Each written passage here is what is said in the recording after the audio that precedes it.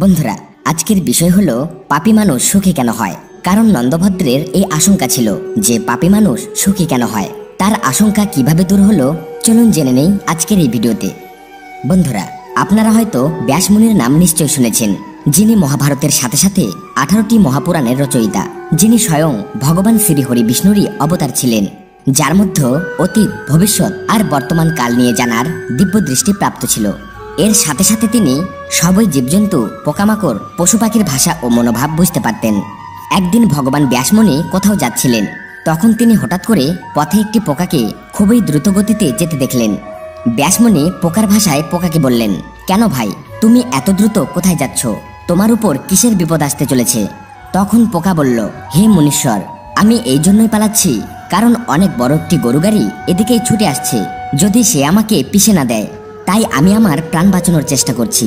নিজের প্রাণ তো সবার কাছেই প্রিয় হয়, তাই না? ব্যাসমুনি বললেন, হে ভাই, তুমি তো পাপজনিতে জন্ম নিয়েছ, তোমার জন্য তো মরে যাওয়াই সৌভাগ্য।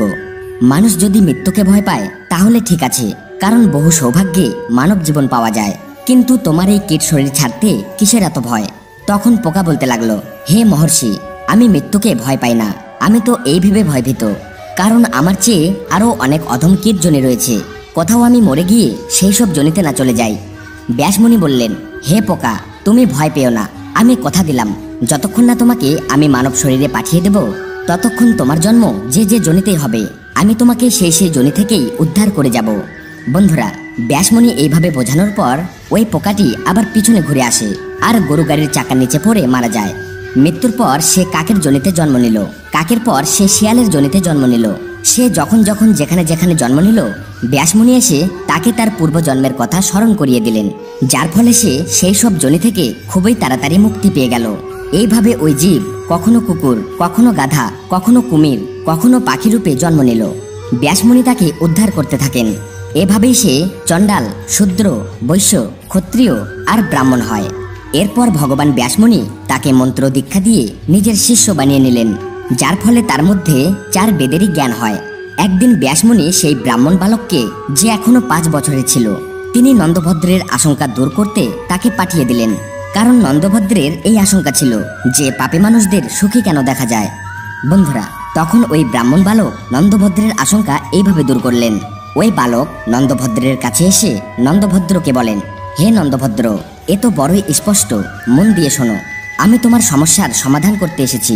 হে নন্দভদ্র, যিনি পূর্বজন্মে তামসিকভাবে দান পুণ্য করেছেন, সেই দান পুণ্যের ফল তিনি এই জন্মে পেয়েছেন।